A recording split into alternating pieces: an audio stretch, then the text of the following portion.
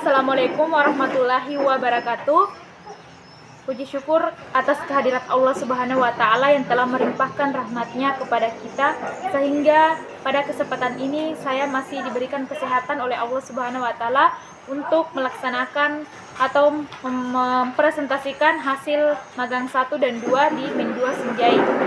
Salawat serta salam marilah saya haturkan kepada junjungan Nabiullah Muhammad SAW sebagai suri toladan bagi kita semua. Baik, pada kesempatan kali ini saya akan memperkenalkan saya atas nama Mirnawati dengan NIM 19010410, Prodi Pendidikan Guru Madrasah Ibtidaiyah, Fakultas Tarbiyah dan Ilmu Keguruan, Institut Agama Islam Muhammadiyah Sinjai, akan memaparkan mengenai hasil dari program magang 1 dan 2 di Min 2 Sinjai. Terlebih dahulu saya akan menjelaskan atau memaparkan mengenai profil singkat tentang Min 2 Sinjai. Nah, Min 2 Sinjai ini merupakan salah satu madrasah di bawah naungan Kementerian Agama yang berdiri pada tanggal yang dinegerikan pada tanggal 19 Juli 1991. Nah, Min 2 Sinjai beralamat di Jalan Slamet Riyadi nomor 6, Kecamatan Sinjai Utara, Kelurahan Lapa, Kabupaten Sinjai, yang menyandang status negeri dengan jumlah kepala sekolah dengan yakni 1 orang, dan sekarang dipimpin oleh Ibu Hasya SAG MPD, dan jumlah guru dan pegawai sebanyak 33 orang, dan jumlah siswa kurang lebih 287 orang. Baik, langsung saja ke hasil magang 1 atau hasil program magang 1. Yang pertama adalah pengamatan mengenai kultur sekolah. Nah, pengamatan langsung kultur sekolah ini ada beberapa bagian yang harus dipaparkan. Yang pertama adalah perilaku siswa terhadap guru. Nah, berdasarkan pengamatan yang saya lakukan di Min 2 Sinjai mengenai perilaku siswa terhadap guru, yakni siswa berperilaku atau peserta didik berperilaku sopan dan santun terhadap guru. Hal ini dapat dilihat ketika seorang peserta didik masuk ke sekolah langsung memberikan salam dan langsung bersalaman dengan gurunya.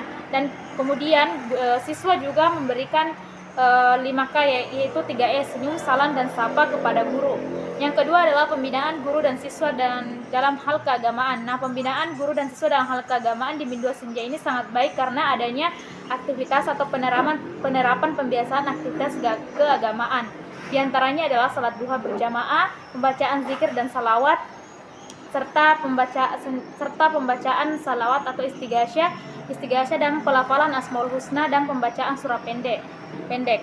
Kemudian perilaku siswa di luar kelas. Nah, perilaku siswa di luar kelas sangat berbeda ketika siswa yang berada di dalam kelas dan di luar kelas. Ketika berada di luar kelas, seorang siswa ini perilakunya berbeda. Hal ini dapat dilihat ketika siswa dalam berinteraksi atau berkomunikasi dengan temannya itu biasa menggunakan kata-kata yang kasar, ataukah siswa ini mengganggu temannya yang lain.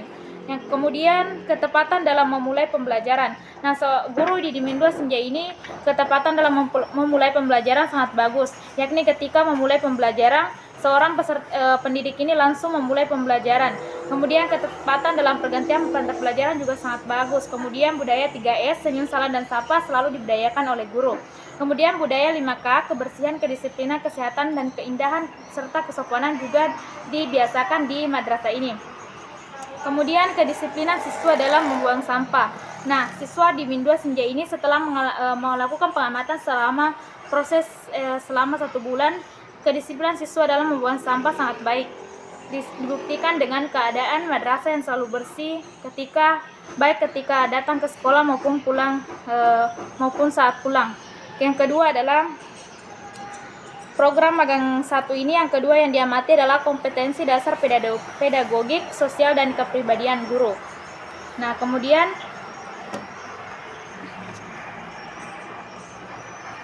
berdasarkan hasil observasi yang saya lakukan di Min 2 Sinjai ini, dari unsur pedagogik, yakni pendidik telah menggambarkan dirinya sebagai pendidik yang baik dan profesional, yang telah mampu menjadi teladan bagi peserta didiknya dan sangat membantu peserta didik dalam pembelajaran karena mampu memahami peserta didiknya baik dari aspek fisik, moral, sosial, kultural, emosional, maupun intelektual.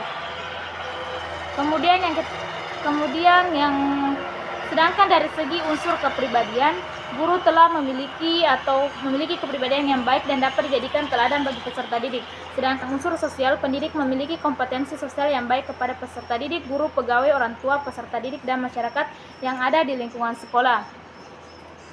Kemudian pengamatan selanjutnya adalah pengamatan terhadap unsur pemerkuat pemahaman peserta didik. Nah, berdasarkan observasi yang saya lakukan di Min 2 Senja ini dalam aspek pemahaman siswa, bahwa guru sudah mampu memahami karakteristik siswa yang dihadapinya serta memberikan kesempatan yang sama kepada siswanya atau peserta didik untuk berpartisipasi aktif dalam pembelajaran di kelas. Kemudian pengamatan terhadap proses pembelajaran di kelas. Nah, pengamatan terhadap proses pembelajaran langsung di kelas, guru melaksanakan rencana pembelajaran dengan baik. Pada persiapan atau pembukaan pelajaran, guru ini sebelum memasuki kelas, terlebih dahulu guru menyiapkan RPP, silabus, kemudian absen, dan kemudian sumber belajar. Tetapi dalam persiapannya yang kurang adalah dalam penggunaan media, yakni guru tidak menyiapkan media sebelum memulai pembelajaran. Kemudian dalam inti pembelajaran, hal yang perlu ditingkatkan adalah penggunaan media dan metode pembelajaran. Nah, kegiatan penutup pembelajaran khususnya dalam penyimpulan materi dan pemberian informasi untuk kompetensi berikutnya kepada peserta didik yang perlu diperbaiki. Nah, kemudian pengamatan terhadap pelaksanaan refleksi pembelajaran. Nah, masih ada beberapa hal yang harus diperbaiki oleh guru demi meningkatkan minat belajar peserta didik khususnya dalam penggunaan media pembelajaran dan metode pembelajaran. Oleh karena itu, solusi yang dapat saya berikan adalah guru mampu mengembangkan media maupun metode yang menarik dalam menunjang proses pembelajaran. Kemudian kita beralih ke hasil magang 2. Yang pertama yang perlu diamati adalah penilaian terhadap kurikulum dan perangkat pembelajaran yang digunakan guru. Nah, berdasarkan penilaian yang dilakukan terhadap kurikulum dan perangkat pembelajaran yang digunakan, pendidik dapat dikatakan kurikulum dan perangkat pembelajaran sudah termasuk dalam kategori baik. Yakni terdapat kesesuaian antara silabus dengan KI dan KD, kesesuaian materi dengan KD dan kesesuaian alokasi waktu dengan cakupan materi, kesesuaian media dengan materi, terdapat kejelasan perumusan indikator dengan menggunakan kata kerja operasional, bahan ajar yang sesuai dengan materi, dan lain sebagainya yang berkaitan dengan telah perangkat pembelajaran. Nah, kesesuaian antara KI dan KD dengan indikator dapat dilihat pada salah satu KD 3.1, yakni merinci ungkapan ajakan perintah penolakan yang terdapat dalam teks cerita atau lagu yang menggambarkan sikap hidup rukun dan dapat dilihat dengan kesesuaiannya dengan indikator. Nah, adapun indikatornya adalah menyebutkan ungkapan yang terdapat pada teks cerita tersebut dengan tepat. Nah, kini dapat disimpulkan bahwa terdapat kesesuaian antara KD dengan indikator. Kemudian kita beralih ke penilaian terhadap strategi pembelajaran. Berdasarkan penilaian yang dilakukan, strategi pembelajaran sudah termasuk kategori baik. Strategi pembelajaran yang digunakan oleh pendidik di Min 2 Senja dalam proses pembelajaran ialah strategi pembelajaran yang berorientasi pada peserta didik atau student centered, di mana pendidik berperan sebagai fasilitator dan juga motivator bagi peserta didik. Nah, strategi dan model pembelajaran problem based learning dan discovery learning, di mana peserta didik telah dituntut untuk aktif dalam proses pembelajaran dalam mengeluarkan pendapat dan bertanya atau menerapkan potensi yang dimilikinya. Kemudian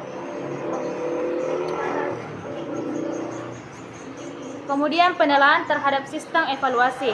Nah, berdasarkan penilaian yang dilakukan, sistem evaluasi juga sudah baik berdasarkan pengamatan yang pendidik menggunakan sistem evaluasi uji kesopanan, penilaian diskusi pengayaan dan remedial. Oleh karena itu, evaluasi yang diadakan pendidik berdasarkan tujuan pembelajaran. Nah, penilaian sistem evaluasi yang digunakan oleh guru ini juga bervariasi, yakni melakukan penilaian afektif atau sikap, kognitif atau pengetahuan, dan psikomotorik atau keterampilan. Kemudian berikutnya adalah perancangan RPP. Nah, berdasarkan perancangan RPP yang telah dirancang dengan sangat baik di Min 2 Senja, khususnya kelas 2B ini telah dirancang dengan sangat baik dan lengkap, mulai dari identitas sekolah, kompetensi inti, kompetensi dasar, dan indikator pencapaian kompetensi. Nah, tujuan pembelajaran, materi pembelajaran, dan metode pembelajaran sampai pada penilaian dan remedial. Kemudian berikutnya adalah pengembangan media pembelajaran. Nah, pengembangan media pembelajaran yang digunakan pendidik khususnya kelas 2B sesuai dengan materi yang akan diajarkan. Media yang dirancang di RPP menggunakan gambar yang dicetak dari internet. Pengembangan bahan ajar. Nah, pengembangan bahan ajar yang ada di Mindua Senjai ini sudah dalam kategori baik. Bahan ajar yang dipakai di Mindua Senjai adalah buku paket yang memiliki warna dan sampul yang menarik. Kemudian pengembangan perangkat evaluasi. Nah, pengembangan perangkat evaluasi di Mindua Senjai ini cukup baik. Dalam mengembangkan perangkat evaluasi, guru tidak hanya memperhatikan aspek afektif maupun kognitif, tetapi juga memperhatikan penilaian afektif dan psikomotorik. Nah, pengembangan perangkat evaluasi di Mindua Senjai berupa perangkat evaluasi berupa lembar pengamatan sikap dan rubrik penilaian, teks penilaian kerja untuk mendistribusikan materi, tes huraian. Perangkat yang digunakan dapat berubah media pembelajaran yang digunakan oleh pendidik. Kemudian setelah melakukan kita beralih ke pembahasan terakhir, yaitu kesimpulan.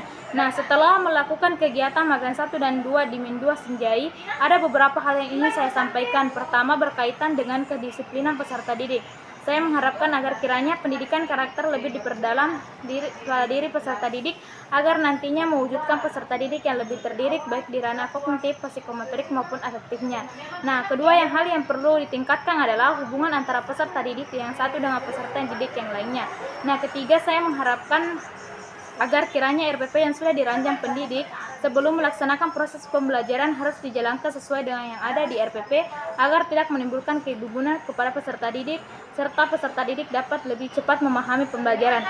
Karena dalam magang 1 ini terdapat hal yang aneh yang saya temukan, yakni pada magang 1 ini magang 1 berdasarkan pengamatan saya yang dilakukan pada magang 1 dapat ditarik kesimpulan bahwa pendidik atau guru dalam memberikan pelajaran kepada siswa ini tidak menggunakan media pembelajaran, sedangkan di RPP itu menggunakan media pembelajaran. Berarti di sini tidak ada sinkronisasi antara pelaksanaan pembelajaran dengan RPP yang telah dirancang. Oleh karena itu, saran saya adalah sekiranya pendidik mengharapkan agar RPP yang sudah dirancang atau pendidik sebelum melaksanakan proses pembelajaran harus dijalankan sesuai dengan yang ada di RPP. Baik, itulah yang sempat saya paparkan pada kesempatan kali ini mengenai program hasil magang 1 dan 2 di Mindua Senjai. Sekian dan terima kasih. Assalamualaikum warahmatullahi wabarakatuh.